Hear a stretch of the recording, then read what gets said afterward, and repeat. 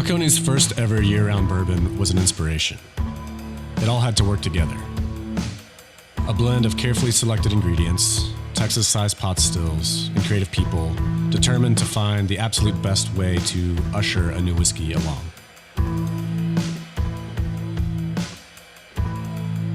When you discover how it pairs with a meaningful moment, suddenly the feeling of drinking great whiskey becomes a whole lot more.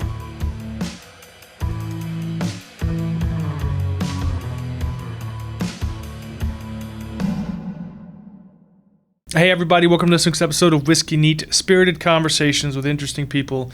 I am your host, Kristopher Hart, and this week we are on week 2 of our Los Angeles trip, and we sit down with none other than Sir William H. Macy. I don't think he's been knighted, but I'm going to call him Sir William H. Macy. We made a trip a couple of weeks ago over to Bill's house. I call him Bill. We're close friends. And we film an interview at his house. We talk about Shameless, 11 seasons, that the show's coming to an end this season. We talk, of course, we've got to mention Fargo. We've got to talk about his obsession with ukuleles. We talk about a little bit of everything. This is just a relaxed conversation, a few drinks with none other than the man himself, Sir William H. Macy.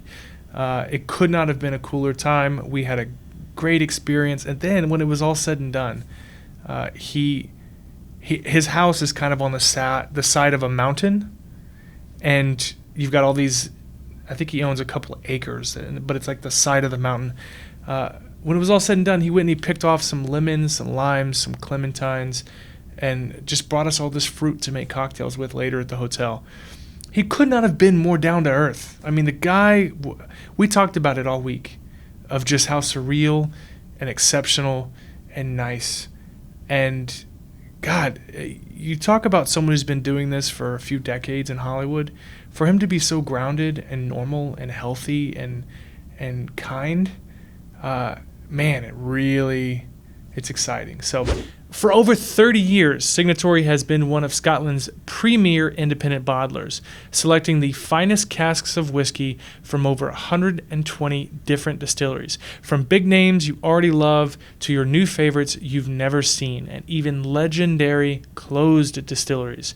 We call Signatory the single malt Scotch whiskey because not only do its bottles come from one distillery, but also from one distillation run and from one single cask, bottled without additives like artificial coloring and at cask strength. So when you pour your glass of Signatory, you're getting Scotch in its most authentic, most natural form.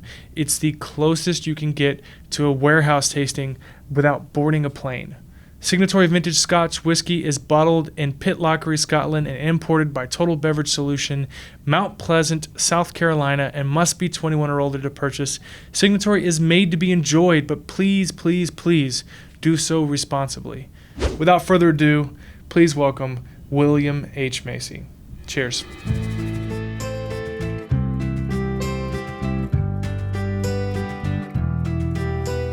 One of the things I like to start with, especially getting into something, because we're going to be getting into a few things, is something light. Mm-hmm. So I brought an Irish whiskey.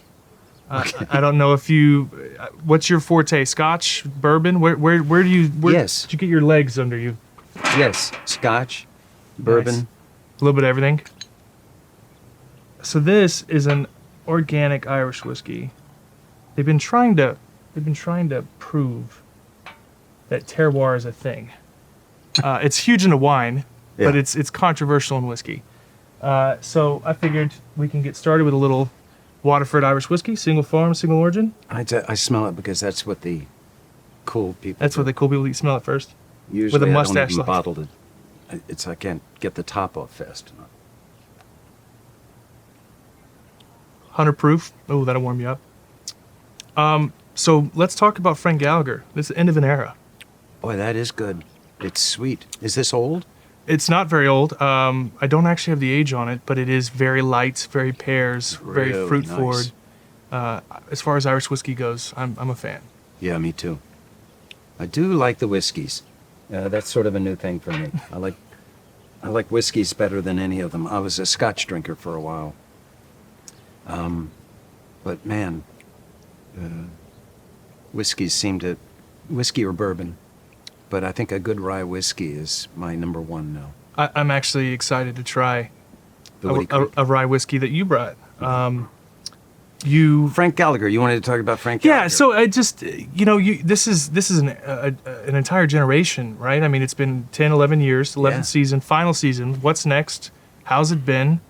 And why do you remind me of every one of my white trash uncles? Everybody's got a Frank in their family. I've heard the story over and over again. I love the guy. I mean, as I was telling you, it's a big leap to go into television, and I had worked with John Wells before, and when he sent me this script and the original, it's based on a British series, and he sent me their first season. I got halfway through the first episode of the British series, read the script, and said yes. I've always made decisions like that really fast. I've always prided myself in being pretty good at reading a script. And I think one of the secrets is you got to read it at one sitting and skip the stage directions. Just read it so that you can see it in your mind's eye the way you will when you watch the movie. It's a good trick because it lets you know exactly what you're getting into. And I thought, this is great. And it was an interesting pilot for us because my character was in 3 scenes and unconscious in one of them. So I didn't have much to do in the first episode, but boy, what an entrance. Well, he's one of those great characters that they obviously found more for him to do. Yeah. Right. And now this season, and as well as a few others, you're narrating There's a little narration at the beginning of it. It's fantastic. I think the writers have learned that a little bit of Frank goes a long way, and they've gotten really good at Where to put making him. you want more, rather than saying, get this guy out of here. Well, it's something that this is it, right? So what have you thought about what's next? I know the last couple of years you've really dipped back into directing. I got to watch. We talked a little bit about Rudderless off camera. I got to watch that mind f of a movie, and I have teenage kids. Watch it, but be mindful of it.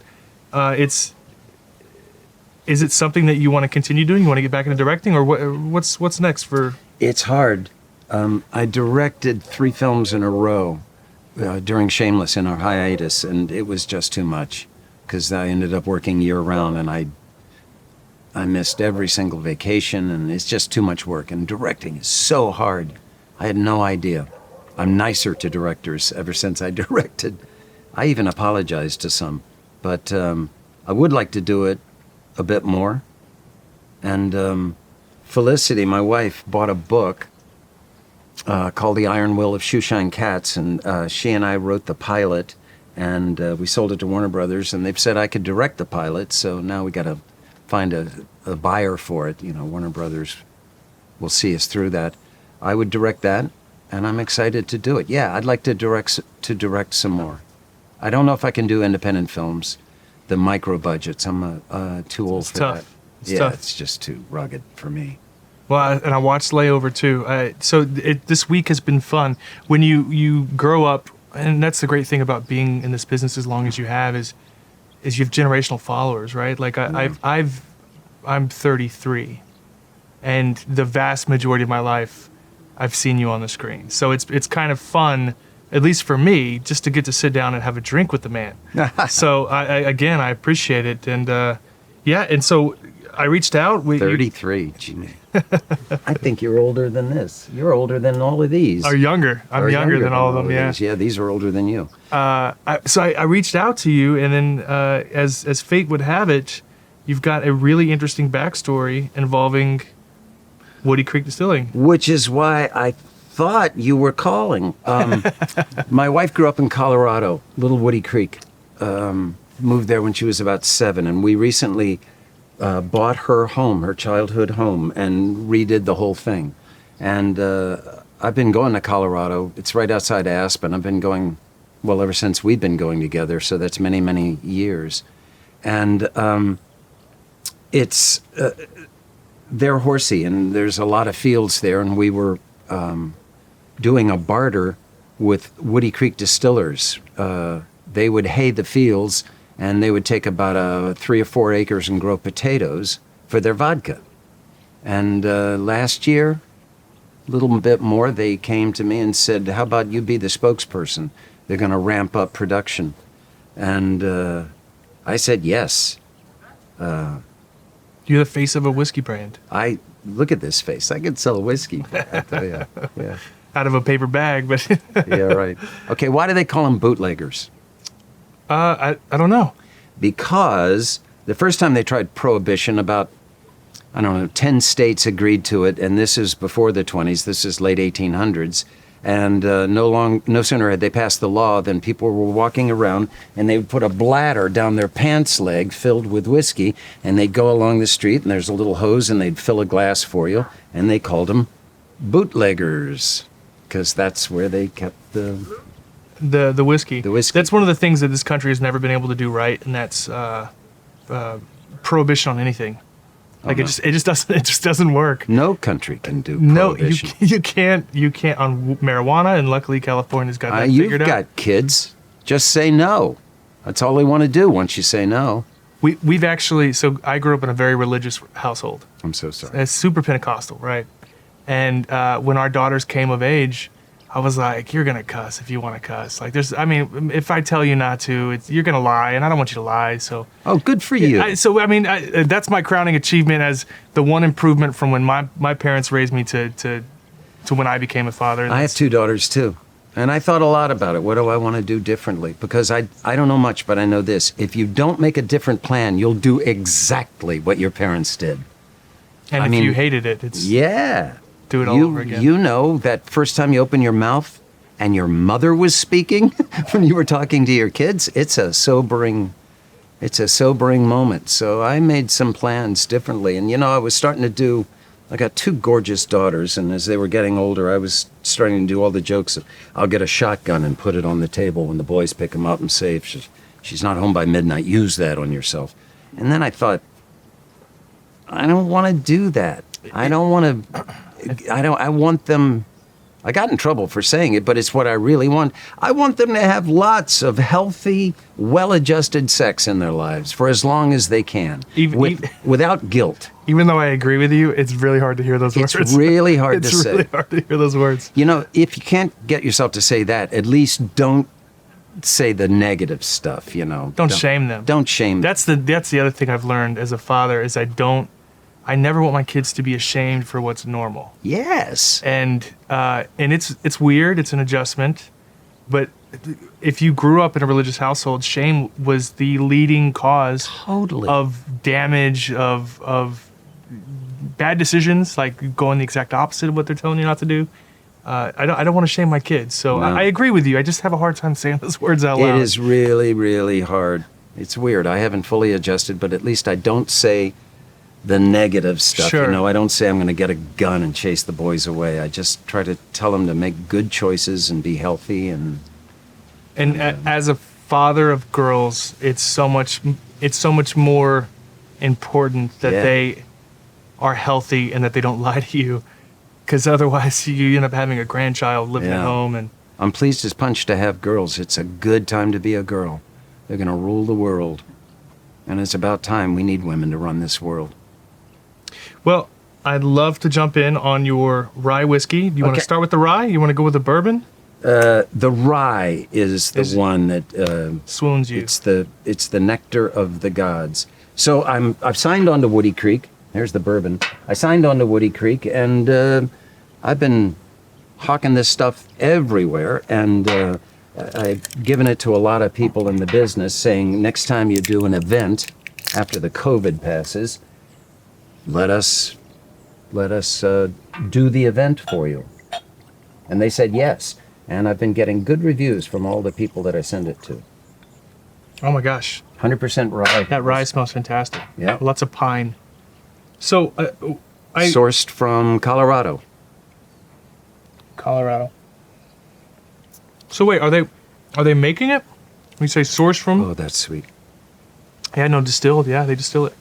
Everything happens in Colorado. The distillery is in Basalt, Colorado. It's beautiful. These German stills Can't remember what they're called, but man, if you like machinery, you just love it. They're 2 stories high, and Mark, one of the owners, Mark Kleckner, walked me through, where they grind the mash and where it ferments, and then the 2 stills, and it's a very small operation. There's just a couple of them. I said, who decides what it tastes like?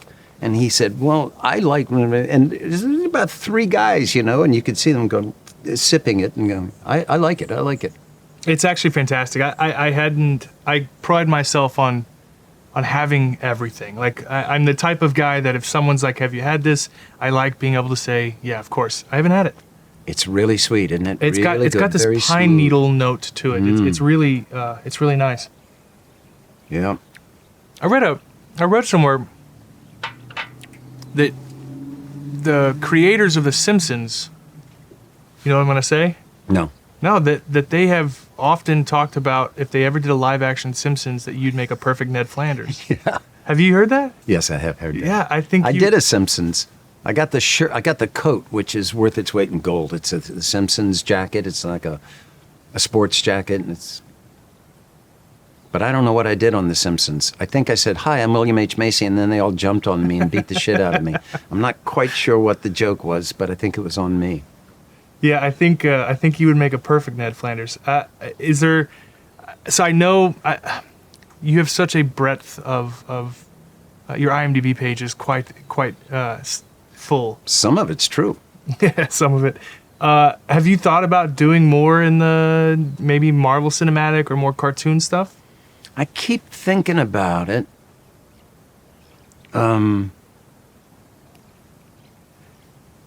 To be blunt, I have a problem with violence. I don't like violence. In cinema? Yeah, and I haven't heard that. I think we've gone too far. Back in the day, we'd say, "Hey, we're just the messenger. If you don't like the violence in the movies, look at society. We're a reflection." And for a long time, that was true, but it's not true anymore. This whole thing, the guys holding the guns like that. Sure. Nobody who shoots guns ever did that. You know where they got that? Actors on television.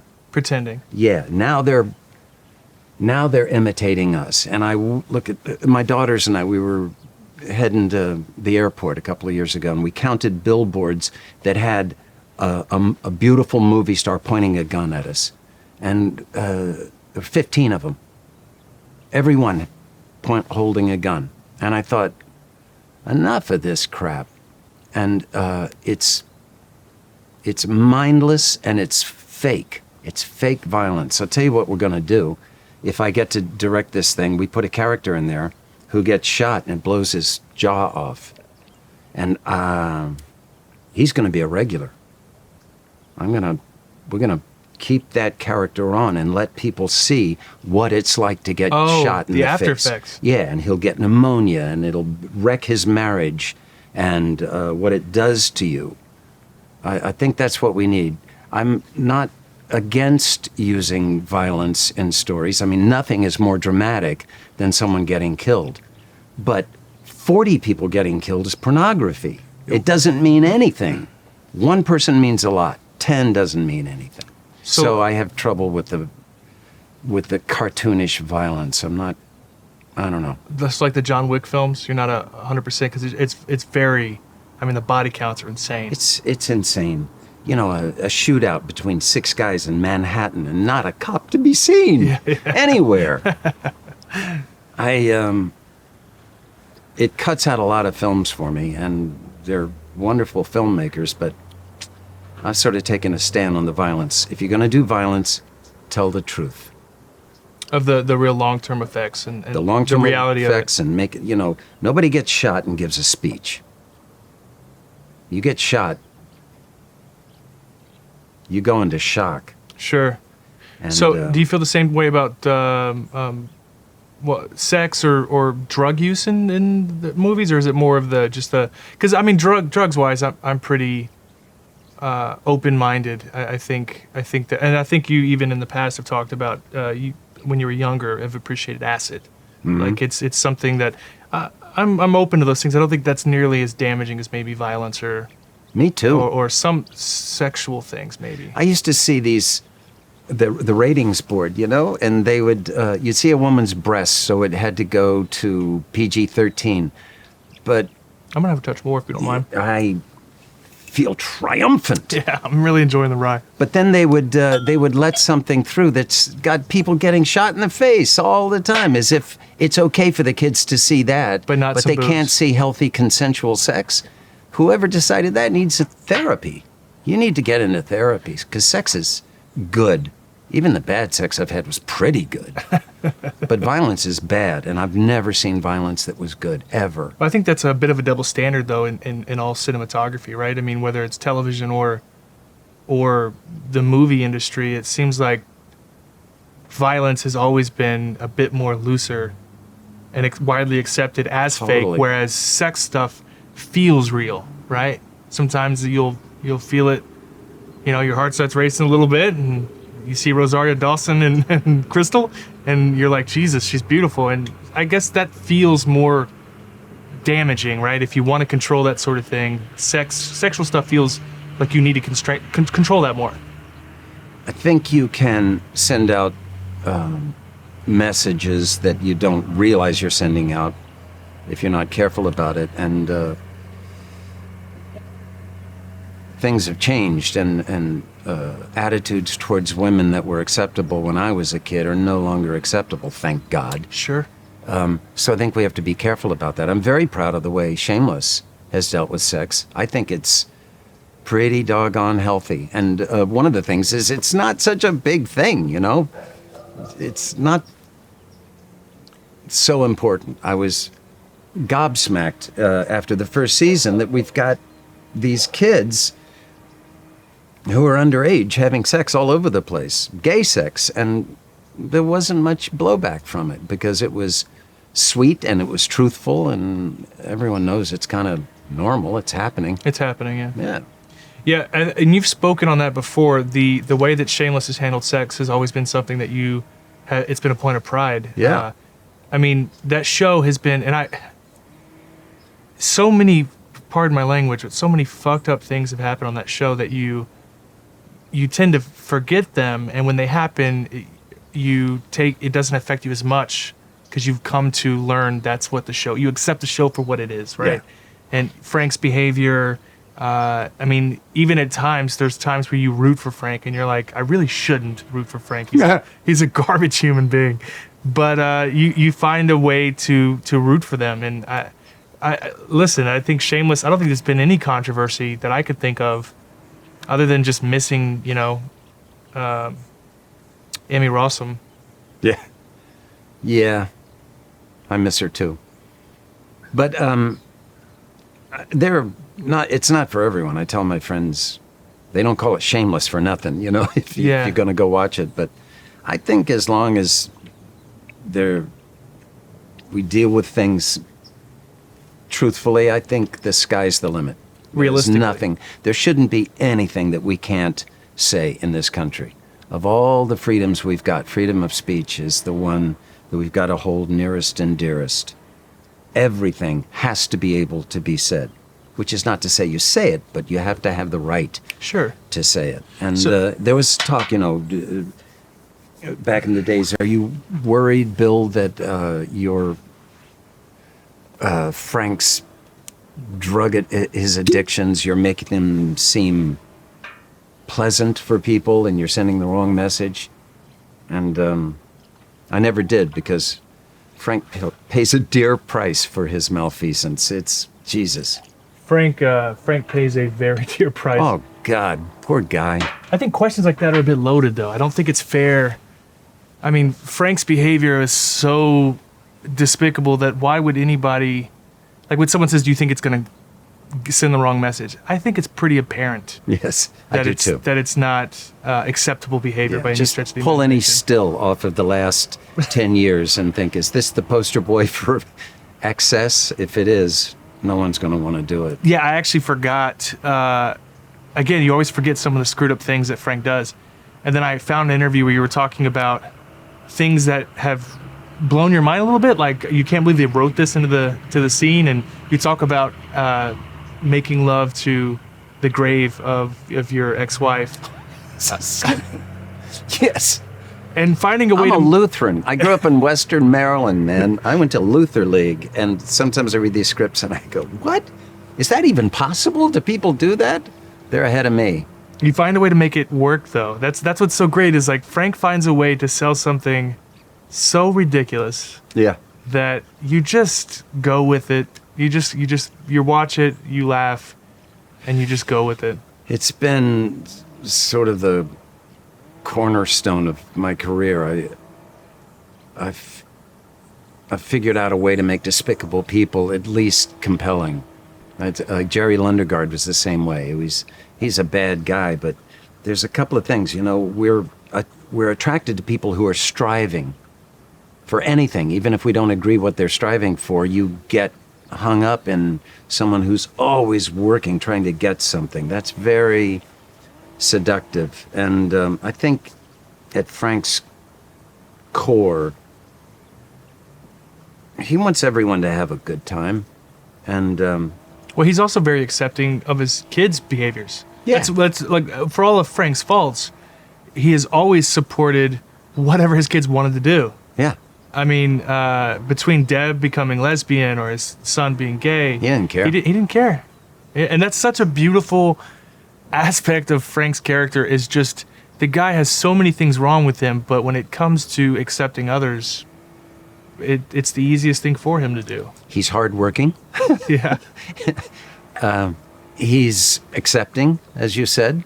He's got a great sense of humor. He's a movable party. What do you mean by that? Wherever Frank is, there's a party sooner or later. He likes to party, and he likes to laugh, and he's surprisingly intelligent. It's a genius thing of the show. Every once in a while, I'd read a script, and I suddenly speak Spanish. Who knew? And they're writing Spanish in for me. Or I talk about my second year at Northwestern. I didn't know Frank went to. That was in the 5th season. I found out I did. Frank went to college. Yeah.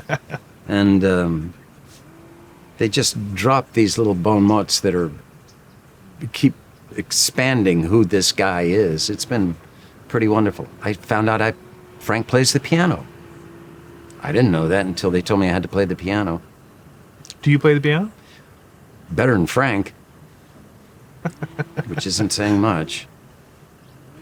Gosh, I hate to see the show end. I really do. And I hate too. to, you know, like, I just hate to see I don't want to say the death of a character, but I hate to see the end. Yeah. I'll never see another Frank episode. I'll never see the gang again. I mean, I remember feeling sad when Cameron, who will be on later this week, Cameron will be on another episode, to think that he was leaving, and then he came back. Yeah. And it made me happy because I felt like there was no closure there between him and Mickey.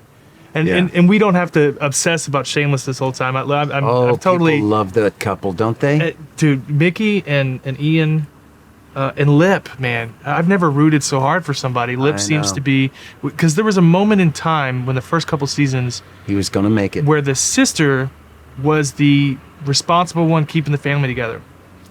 And then Lip went through a lot, alcohol-wise, but then Lip got his shit together, and you've been rooting for Lip for the past couple seasons. Just, come on, get out of that. And like I said, growing up in a family, we were poor, dirt poor, in Pasadena, Texas, and to be the one that got out of that, Yeah. and then see it on a show and find the similarities, I'm rooting for him, man. I heard a couple of people say that they'd, around season 6 or 7, that every time the Gallaghers or some of them would just get it together and maybe something good they would screw it up. Every time. And it just broke people's hearts, and they had to stop watching for a while. I got upset with the way they wrote, I don't know why I'm blanking on her name, the sister.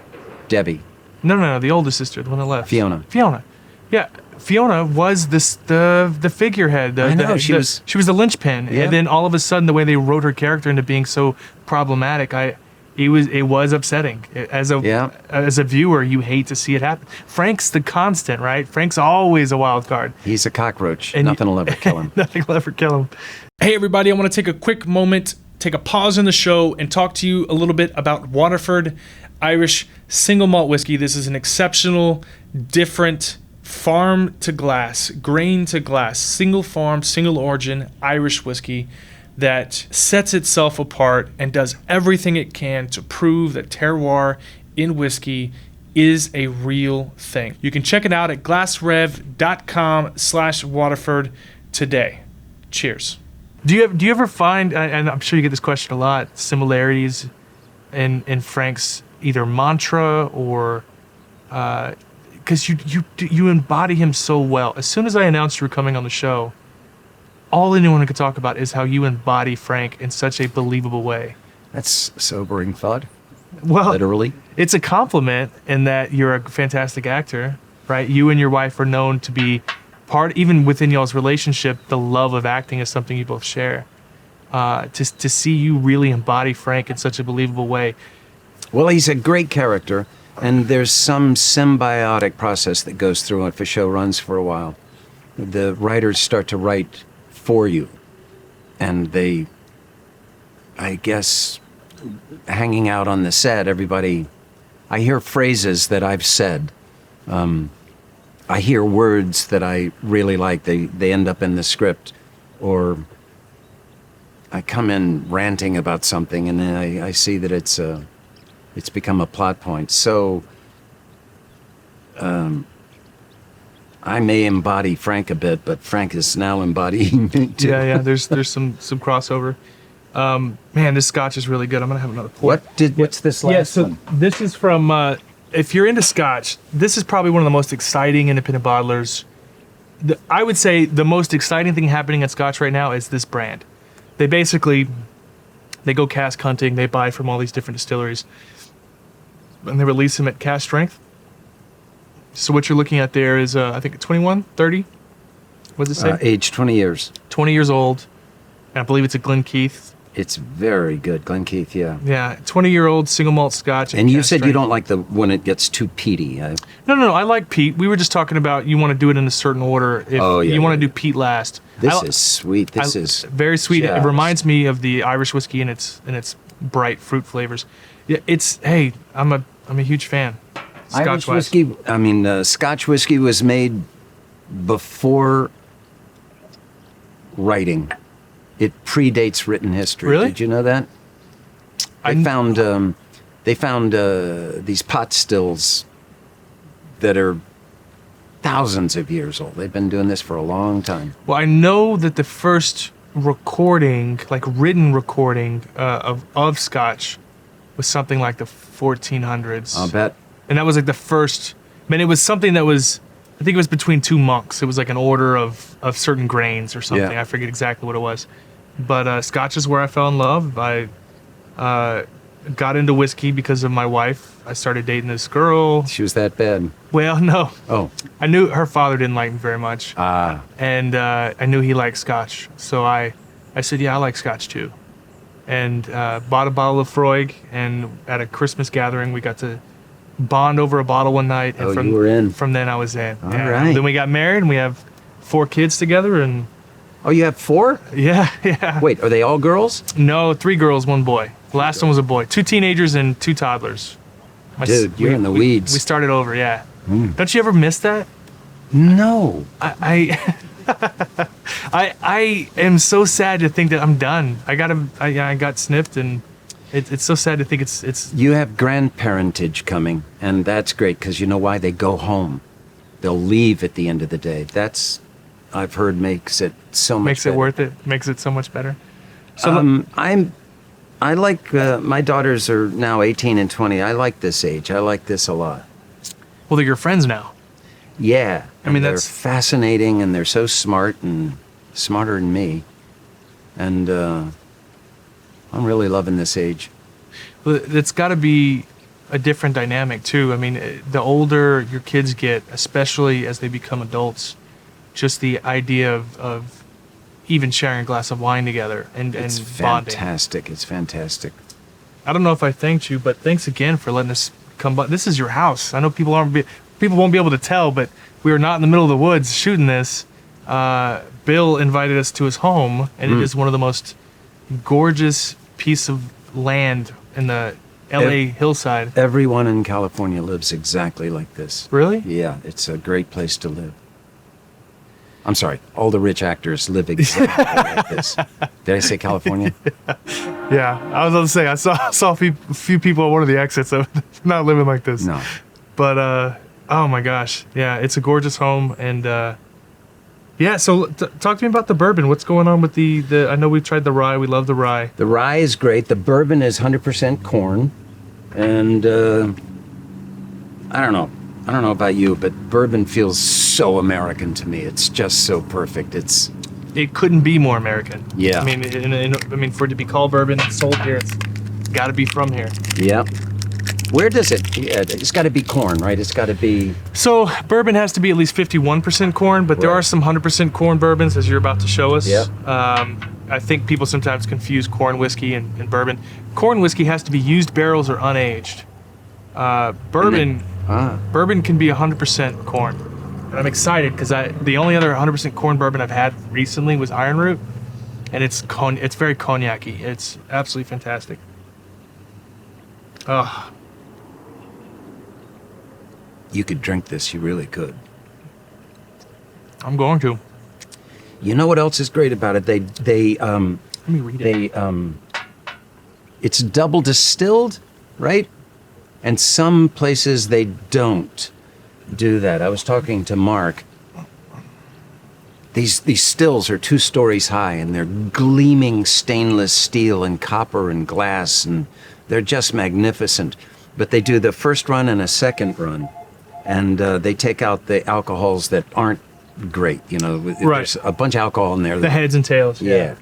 And I said, what do you do with the alcohol you take out of it? And he handed me a bottle. It was hand sanitizer. And he said, the cheaper ones that the stuff you get denatured. Yeah, that's got the hand sanitizer in it. And that's why you get a hangover that you want to kill yourself. Let me pitch to you an idea. Yeah. I got it. So you represent this distiller. Mm-hmm. It comes from the same small town as your wife's childhood home. A lot of history there. Yeah. Are you going to do your own bourbon through them? As you know, Matthew McConaughey did his own. He didn't call it Matthew McConaughey's bourbon. He called it Long Branch, but he did it through Wild Turkey. I think it would be fun to see a decent proof. Bill Macy, maybe cast strength or unfiltered. Yep.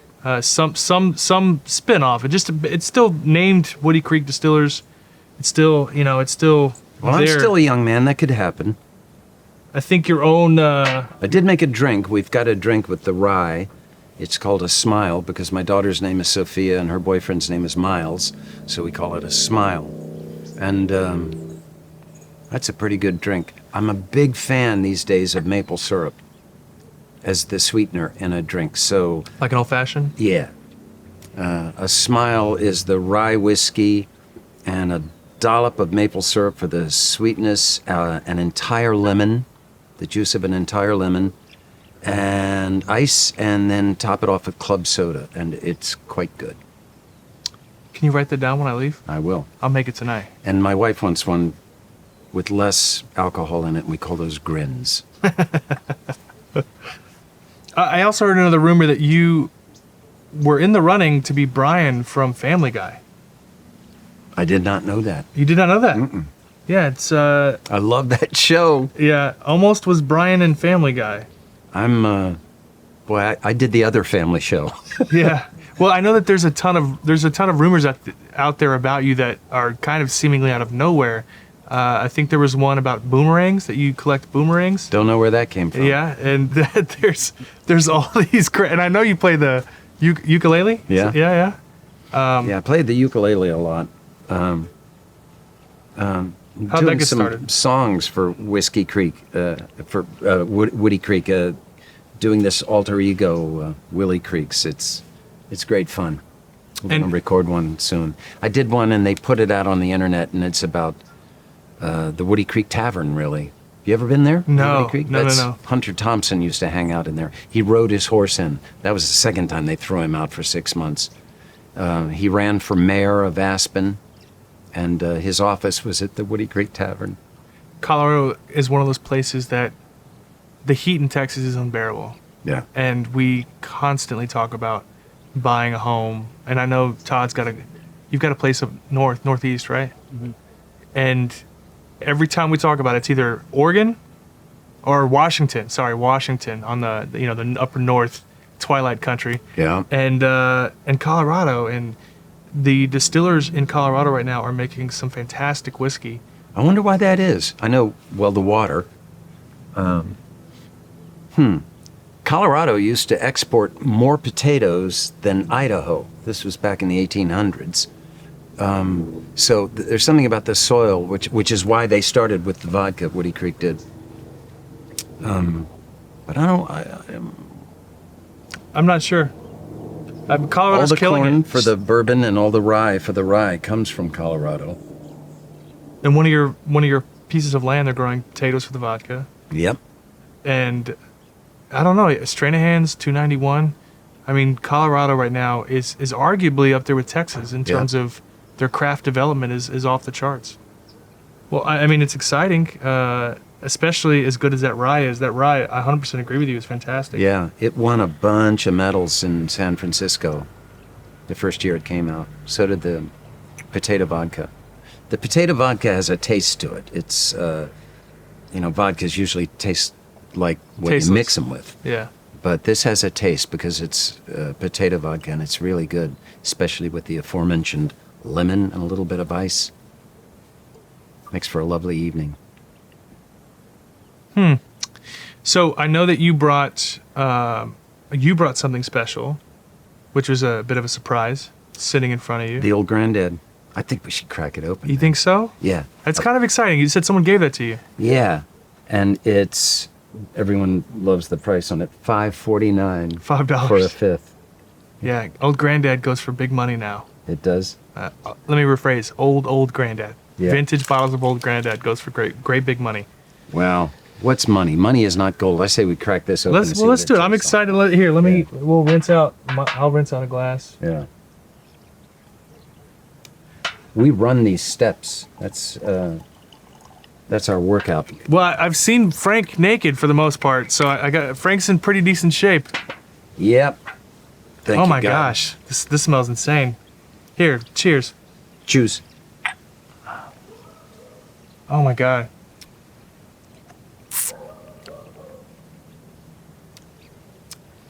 It's not great. There's this old glue note that happens and it's also lower proof.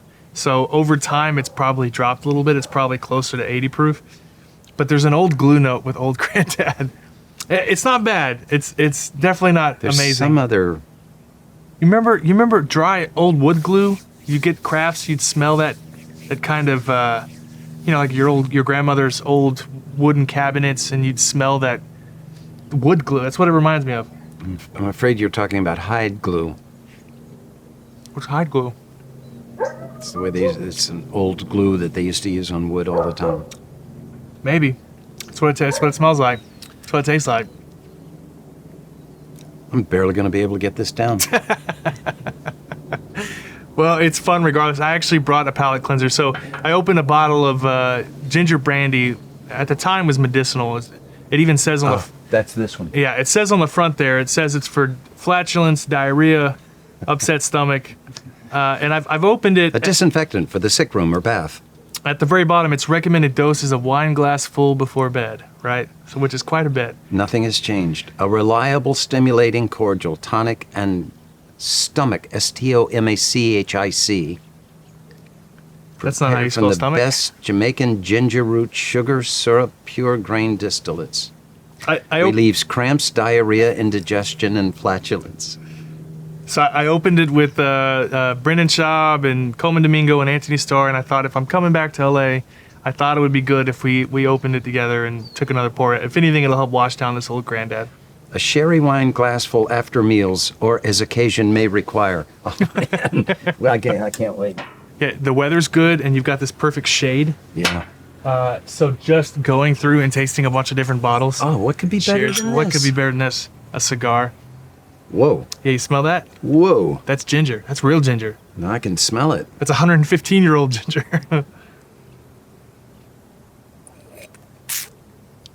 What an amazing taste. That's out of this world. That is really good. It's like syrup. It's like, I bet you could replace the dollop of syrup with this in that cocktail. Totally. Make a 115-year-old grin. And they're not 150-year-old They're smile. not wrong. Next time you don't feel good, drink some of this. Yeah, when we first picked that bottle up, it looked rough. We had to filter it and replace the cork and. Oh, you filtered it? Oh yeah, we had to filter it out. It's quite good. That's yummy. It's unlike anything I've ever tasted. It's a what do you call it? An after dinner, a digestive Aperitif. aperitif. It's a you just want a little bit, just enough for a cake. It's fun to do this. It's just like when you go to vacation in Hawaii and you start with a Mai Tai. It just makes the day so interesting. You know, it's fun getting to a bit more of an honest conversation. In vino veritas. That's right. That's Frank. Some of the stuff he says, he's loaded, but he's too loaded to not tell the truth. Is there something that you wanted to do with him that you want to fit in before it's over? I had a great experience. The guy that played Frank on the British series was in town. And he said, I'm going to be in L.A. And he came to Warner Brothers. And I was like a nervous boyfriend. Really? Yeah, I kept looking out my trailer. I was afraid he was going to get lost. And then finally, I see him. They had made him park way far away. And he's walking around. And I could tell that it was him. And it was like a scene from Elvira Madigan. We just ran to each other in slow-mo and embraced. Was it the first time you guys have seen each other? Yeah, never had met. And the British series went 12, 14 years, something like that. And it was emotional. It was just great. We shared this thing, which was Frank Gallagher. His experience was different. The series was different, but a lot, it was the same. And then I took him into the set, and he looked at the actors, and he would go, "You're Debbie, of course, and you're Lip," and he knew everyone. Anyway, he told me a great story. Turns out they didn't do it. I misheard him. He just wanted to do it. But someone would say, when Frank was a baby, and they would go, it's hard to imagine Frank Gallagher as a baby. And they would cut to his birth, and Frank we couldn't do it because it would cost a fortune, but they would have to build a vagina, and it would have to be big enough. But anyway, it would be me coming through there with my beard and everything, me just coming through, looking going exactly the same. But they said, well, we can't do it because you'd have to make the hair would be bigger and everything would have to. They said it would cost $20,000 to build the Vagicam, and so we never did it. That's something I really wanted to do. I thought that would have been a great thing to see my face come out of there. Well, you haven't aged a day in the last 11 years. You look exactly the same. But I thought you were going to say that you were going to get the actor to fit into one scene, fit him in somewhere, like maybe a drunk at the bar or something, right? We didn't do it. That would have been fabulous. That would have been great. Would have been interesting too. They use that Northern England dialect, and when you watch the series, you really need subtitles. After the first year, I couldn't understand what they were saying. Did you continue watching with subtitles? No, I watched the first season and got into the second season, and I thought, this is not healthy. I should not watch this. And indeed, not healthy because you thought it would affect your. Yeah, I didn't want to copy it, and it was so good. And as it turned out, we went in a completely different direction. They lost their Fiona, I think, in the second season, so they had to rejigger the family, and it was a different thing. Sure.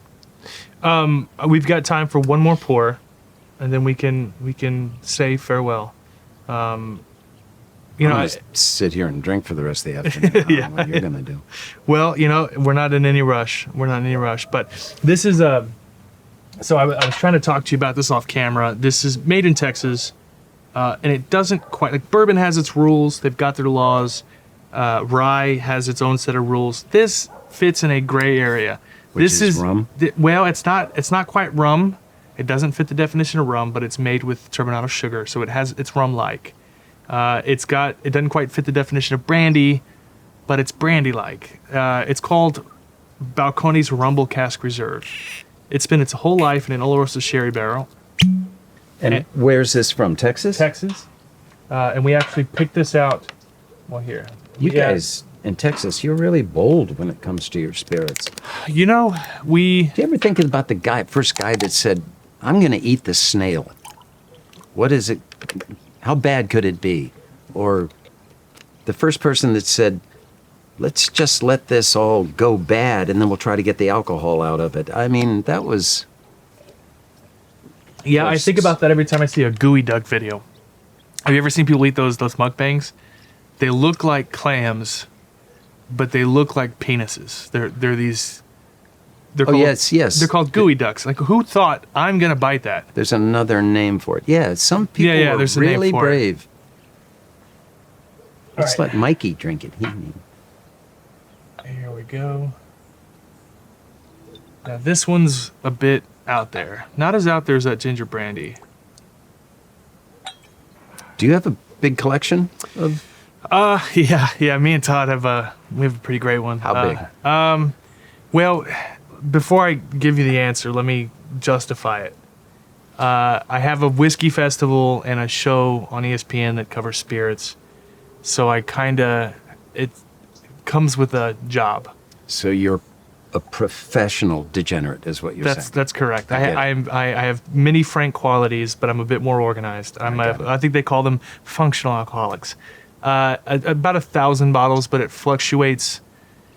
Different times of the year as we're leading up to the event, it kind of spikes, and then right after the event, it kind of dips. Todd's got quite the collection himself.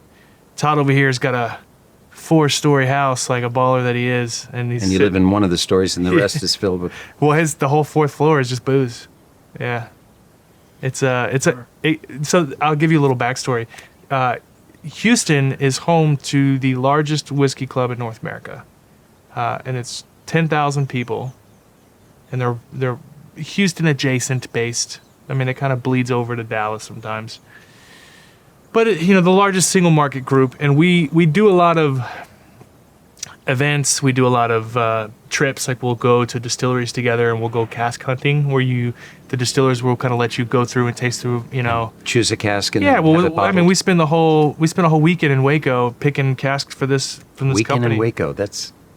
Yeah, a weekend in Waco. We get an Airbnb together. Then we leave our wives who love us and understand our addiction.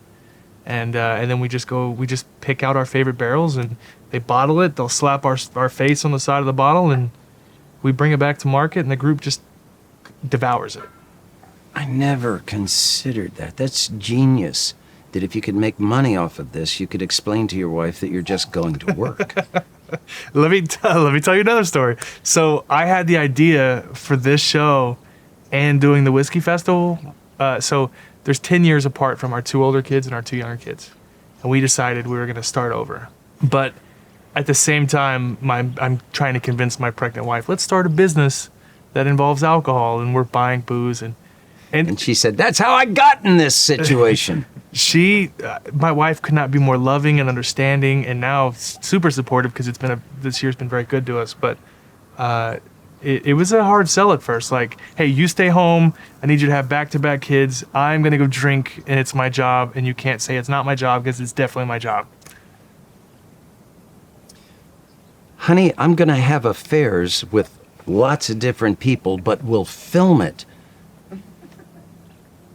I think they already have that. Yeah, I mean, that's kind of the thing, right? So this is the Rumble Cask Reserve. Rum Wannabe. Rum Wannabe. Sip slowly, though. That'll light you up. That'll make those whiskers dance. What? Now it's smooth. What's the proof on this? 61.3. Oh.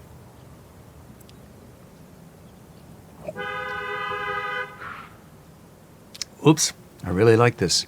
It's really great. It's unlike anything, isn't it? It's so in your face. It's so bold. I don't know why, but the word Fargo just popped up in my head. Has everyone always talked to you about Fargo? You got to mention it once, right? You have to. Yeah. You have to mention it's it a great once. film. Great film. It was on Tremendous telly film. maybe 2 years ago, and I missed the beginning. But God, what a great film! Have you watched the series yet?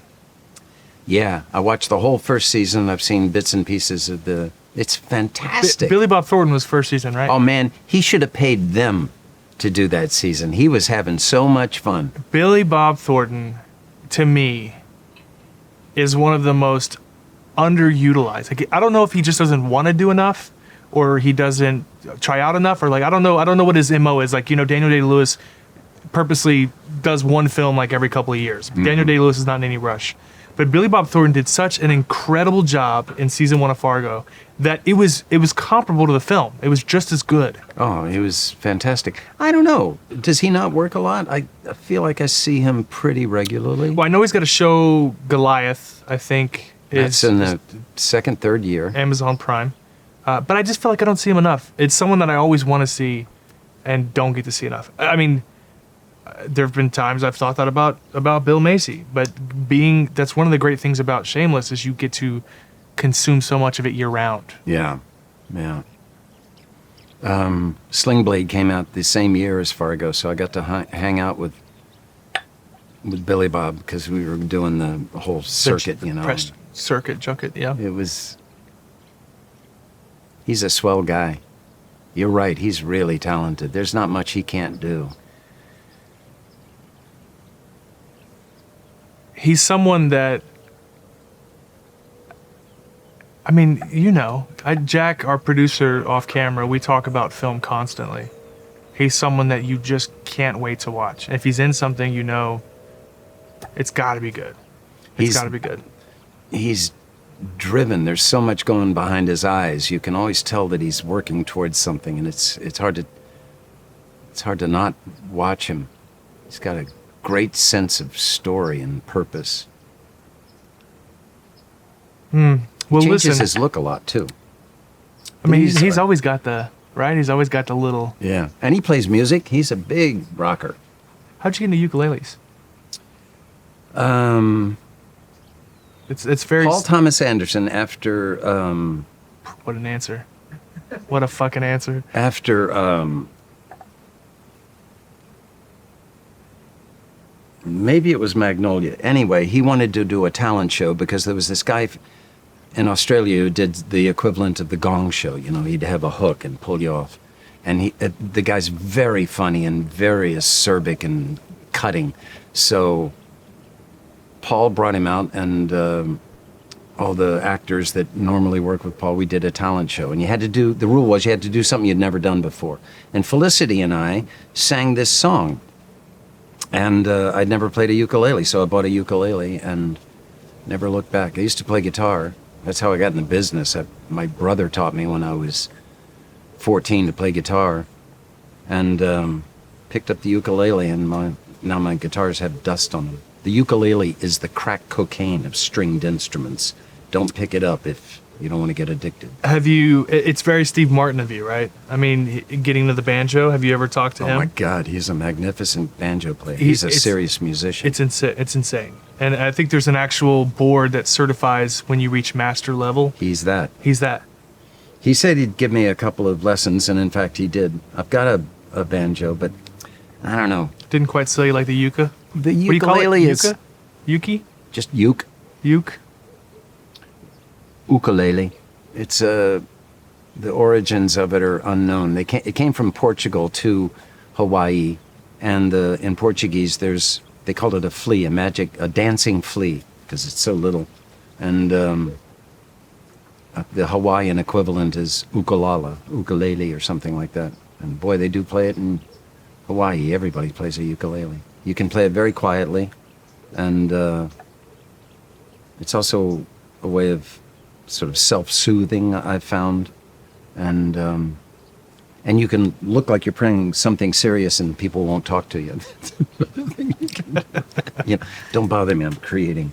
But it's just 4 strings, and the people who play them well can get a symphony orchestra out of the thing. It's I guess what I love about it is you couldn't strip down the instrument anymore. than what it is. For those wondering, he's looking down at one on the ground. Yeah. My friend Jim Beloff makes this one. It's got a plastic back, and it's got a great sound.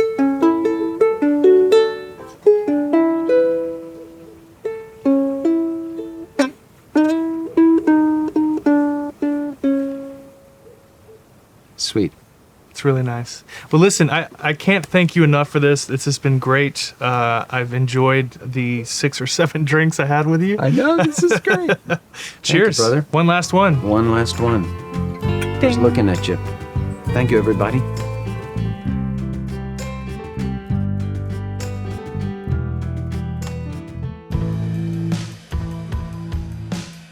Balcones' first ever year-round bourbon was an inspiration. It all had to work together. A blend of carefully selected ingredients, Texas-sized pot stills, and creative people determined to find the absolute best way to usher a new whiskey along.